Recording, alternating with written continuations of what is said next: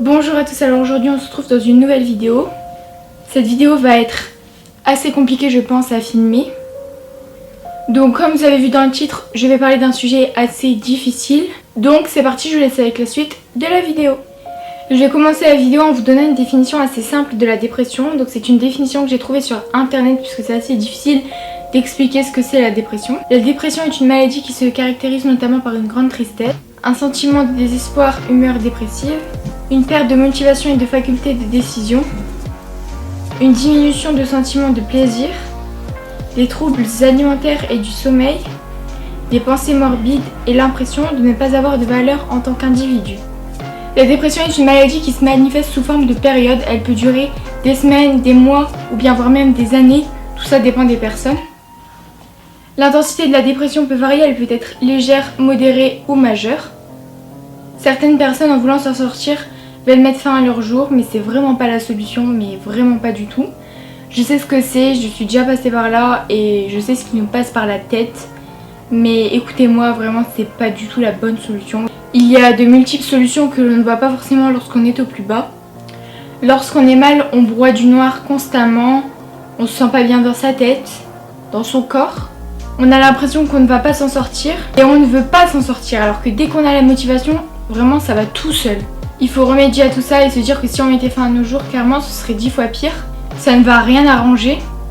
On va faire du mal à d'autres personnes, aux gens qui nous aiment et c'est ce qu'on veut surtout pas. La dépression est une maladie qui est très dure, j'en suis consciente, mais vraiment. Si vous le voulez, vous allez vous en sortir, je n'en doute pas. Mais surtout, soyez patient, puisque la dépression ne se soigne pas du jour au lendemain. Pour ma part, ça a pris presque 3 ans avant d'être totalement guérie. Donc je vous dis, quand on veut, on peut. Et aussi, il faut savoir que de l'un à l'autre, ça peut être différent, ça peut prendre plus ou moins de temps. Tout ça dépend de votre état, mais aussi de vous.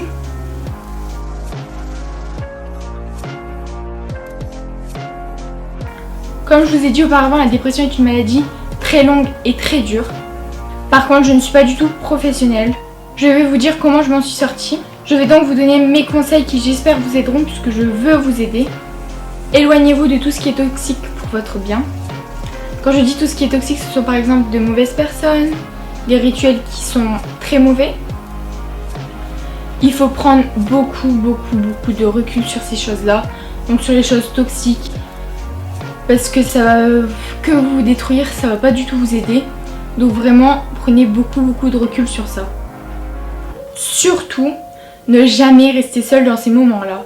Dans les moments où vous êtes au plus bas, il faut surtout rester avec du monde. Je sais, c'est difficile à le faire puisque même moi, j'aime pas rester avec des gens quand j'étais pas bien. Je préférais rester seule. Une autre chose très importante, parlez. Surtout parler un maximum. Faut absolument vous confier, faut absolument parler. Si vous gardez tout pour vous, vous risqueriez d'exploser. Mais vraiment, j'insiste, mais ne gardez rien pour vous. Pour vous aider, je vous conseille vraiment d'aller voir un ou une psychologue. Pour ma part, j'ai fait plusieurs psychologues avant d'en trouver une avec qui je me sens bien. Un jour, j'ai rencontré une psychologue, ma psychologue, qui m'a beaucoup aidée. Elle est géniale, elle a toujours été là pour moi et je la remercierai jamais assez. Je vais voir cette psychologue depuis maintenant 2 ans. Aujourd'hui, je la vois toujours car je sens constamment ce besoin de vider mon sac. Je vous souhaite de trouver une psychologue comme la mienne, mais vraiment. C'est une personne en qui vous pouvez avoir confiance, une personne qui vous jugera jamais, une personne qui sera toujours là pour vous. Et surtout une personne qui gardera tout ce qu'elle dit puisqu'il y a le secret professionnel. C'est une personne qui sera toujours à votre écoute, en qui vous pouvez avoir confiance, les yeux fermés. Et c'est une personne qui vous jugera jamais. Si on vous prescrit des médicaments, un conseil, prenez-en le moins possible. Puisqu'après vous allez rentrer dans un cercle vicieux et vous ne saurez plus faire sans. Si vous avez les capacités et les ressources et que vous le sentez bien, évitez les médicaments, vraiment. Si vous pouvez les éviter, évitez-les. Je dis ça pour vous, après si on vous les prescrit, prenez-les. Mais dès que vous vous sentez mieux, allez voir votre psychiatre et demandez-lui de le baisser progressivement. Pour ensuite pouvoir l'arrêter totalement. Je dis bien progressivement parce que si vous l'arrêtez d'un coup, vous risqueriez de rechuter. Pour ma part, je commence enfin à arrêter mon traitement. Enfin, je le diminue progressivement comme je vous l'ai dit auparavant. Du coup je l'arrête progressivement et donc je suis très fière et très heureuse du parcours que j'ai pu faire. C'est donc pour ça que je vous en parle, parce que je suis enfin prête à en parler.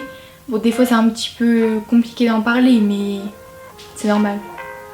Surtout, je vais insister sur ce point-là.